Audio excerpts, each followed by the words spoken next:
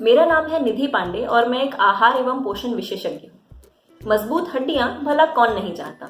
हम में से सभी चाहते हैं कि हमारी हड्डियां मजबूत हों और इसकी शुरुआत हो जाती है बचपन से, या यूं कहना चाहिए कि माँ के गर्भ से।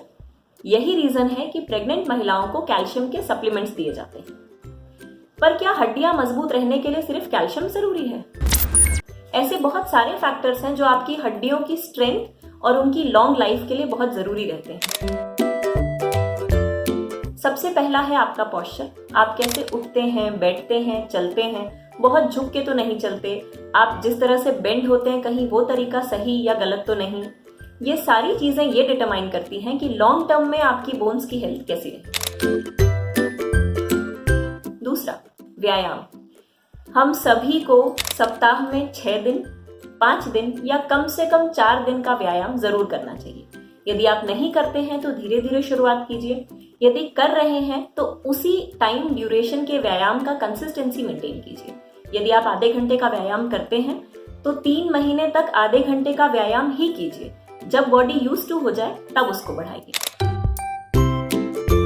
तीसरा, धूप।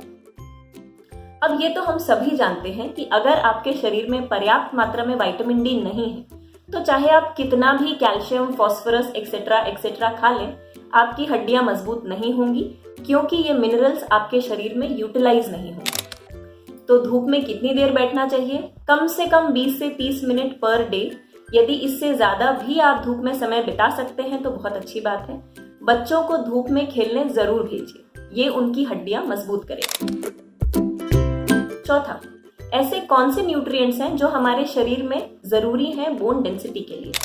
Protein, calcium, phosphorus, sulphur, manganese, magnesium etcetera.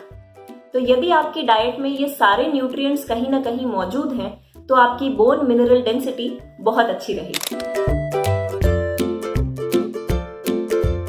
ये तो हो गई हड्डियों को मजबूत रखने के लिए राउंड अबाउट पॉइंट्स।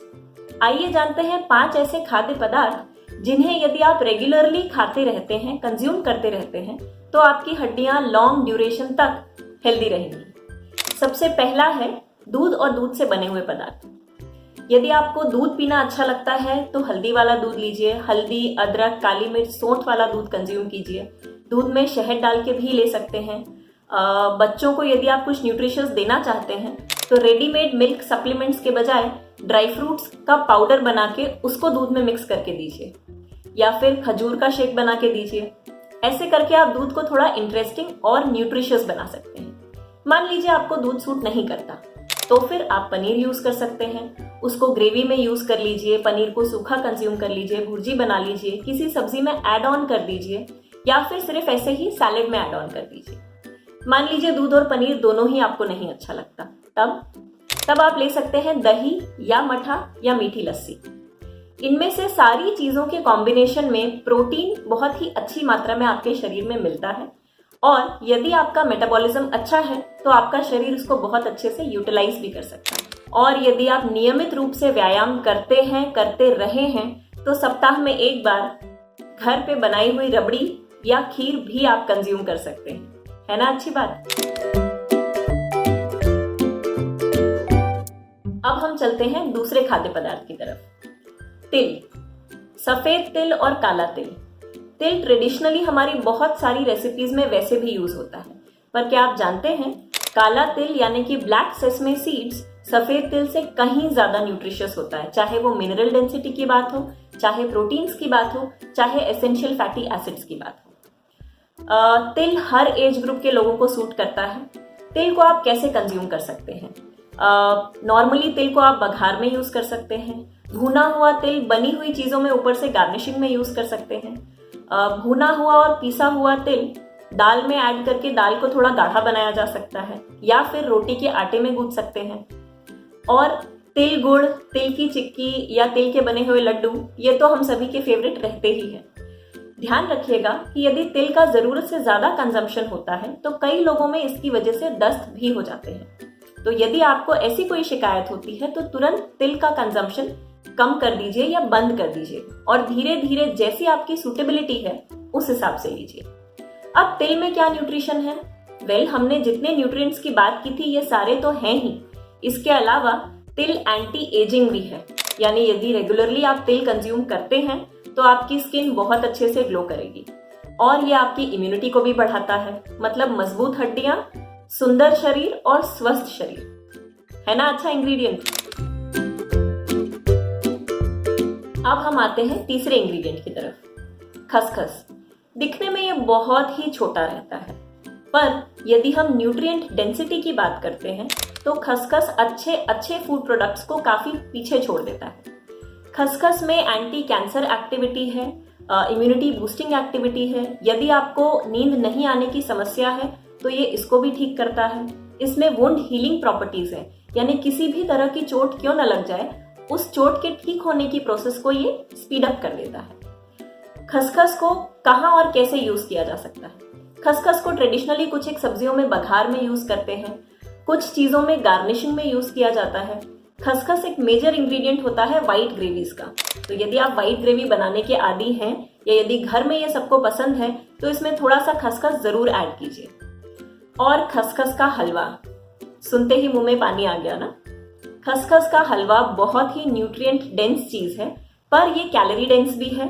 तो सप्ताह में 3 बार 1-1 चम्मच भी यदि आप खाते हैं तो ये आपकी calcium, phosphorus, protein, essential fats सभी की रिक्वायरमेंट को पूरा करता है। और यदि बच्चों को देना चाहते हैं तो आधा चम्मच सप्ताह में 4 बार दूध के पहले, साथ में या बाद में जरूर खिलाइए। और हाँ, ये बच्चों की ब्रेन एक्टिविटीज को भी काफी हद तक स्टिमुलेट करता है, ब्रेन डेवलपमेंट को एनहांस करता है। तो अब से खसखस जरूर यूज कीजिएगा। चौथा, साबुत दालें। अब आप में से कई लोग कहेंगे कि दाल तो हम रोज कंज्यूम करते हैं, यानी हमारी हड्डियां मजबूत होनी चाहिए। पर क्या आप ये जानते हैं कि दालों को रोज बदल बदल के लेना बहुत जरूरी है, क्योंकि हर दाल में स्पेसिफिक प्रोटीन रहते हैं या स्पेसिफिक मात्रा में प्रोटीन रहते हैं, यानी हर दाल का अमाइनो एसिड कंटेंट डिफरेंट होता है। तो कौन सी ऐसी 4 दालें हैं जिन्हें हमें रेगुलर बेसिस पे लेना चाहिए? काला चना, राजमा, साबुत मसूर, साबुत उड़द और पीली मटर दाल, यानी कि जो गुपचुप में खाते हैं। ये सारी ही दालें रिच इन अमाइनो एसिड्स रहती हैं, ये रिच इन फाइबर हैं, इसमें भी एंटी कैंसर एक्टिविटीज हैं, ये कॉन्स्टिपेशन को ठीक करने का बहुत इंपॉर्टेंट रोल प्ले करती हैं और रेगुलरली कंज्यूम किए जाने पर ये आपकी हड्डियों को स्ट्रेंथ भी देती है। कोशिश कीजिए कि आप इन दालों को या तो सुबह ब्रेकफास्ट के समय या दोपहर के समय कंज्यूम करें। इसका कारण यह है कि ये दालें प्रोटीन और फाइबर दोनों में रिच हैं। तो यदि प्रोटीन और फाइबर रिच फूड आप लेते हैं तो बहुत देर तक आपके अंदर एनर्जी लेवल्स मेंटेन रहते हैं, और जो बार बार आपको तला भुना या इस तरह का खाना खाने की इच्छा होती है, ये धीरे धीरे कम हो जाती है। यदि आपकी एनर्जी अच्छी है तो आपके चाय कॉफी ब्रेक्स भी रिलेटिवली कम हो जाते हैं, है ना इंटरेस्टिंग बात। फ्लैक्स सीड यानी कि अलसी। क्या आप जानते हैं कि कुछ साल पहले तक अलसी एक बाय प्रोड्यूस क्रॉप हुआ करता था, पर अब इतने सारे लोग अलसी का कंजम्पशन करने लगे हैं कि इसे स्पेसिफिकली अलग से कल्टीवेट किया जाता है। अलसी में कौन कौन से न्यूट्रिएंट्स होते हैं? Copper, manganese, sulphur, phosphorus, molybdenum etcetera etcetera. पर अलसी में कुछ ऐसे तत्व हैं जो हमें बाकी कहीं नहीं मिलते। सबसे पहला है ALA यानी कि अल्फा लिनोलेइक एसिड। दूसरा है ओमेगा 3 फैटी एसिड्स प्रचुर मात्रा में। ये दोनों ही चीजें हमारा मेटाबॉलिज्म बहुत अच्छा रखती हैं, हमारी स्किन बहुत अच्छी रखती हैं और हमारी बोन्स को स्ट्रेंथ देती है। अलसी में एक और ऐसा प्रोडक्ट पाया जाता है जो हमें बाकी कहीं से नहीं मिलता। क्या आपने सुना है? जी हाँ, मैं बात कर रही हूँ लिग्नैंस की। लिग्नैंस यानी ऐसा तत्व जो हमारी हड्डियों के जॉइंट्स में लुब्रिकेशन के लिए काम आता है, यानी कि ऐसा तत्व जो हमारी हड्डियों की फ्लेक्सिबिलिटी के लिए बहुत जरूरी होता है। तो अब आया आपको समझ में कि अलसी क्यों लेना जरूरी है। तो रेगुलरली यदि आप अलसी कंज्यूम करना चाहते हैं तो प्लीज कंज्यूम कीजिए। आज तक यदि आपको कोई बोन रिलेटेड इशू नहीं हुआ है तो आगे भी नहीं होगा, और यदि आपको कहीं ना कहीं थोड़ा बहुत बोन रिलेटेड इशू है तो रेगुलर कंजम्पशन करने से ये इशू भी धीरे धीरे करके सॉल्व हो जाएगा। तो ये थे हमारे 5 इंटरेस्टिंग इंग्रेडिएंट्स जिनसे हम अपनी हड्डियों को लंबे समय तक मजबूत रख सकते हैं। आशा करती हूँ ये जानकारी आपको पसंद आई होगी, और पसंद आई होगी तो आगे शेयर जरूर कीजिएगा। धन्यवाद।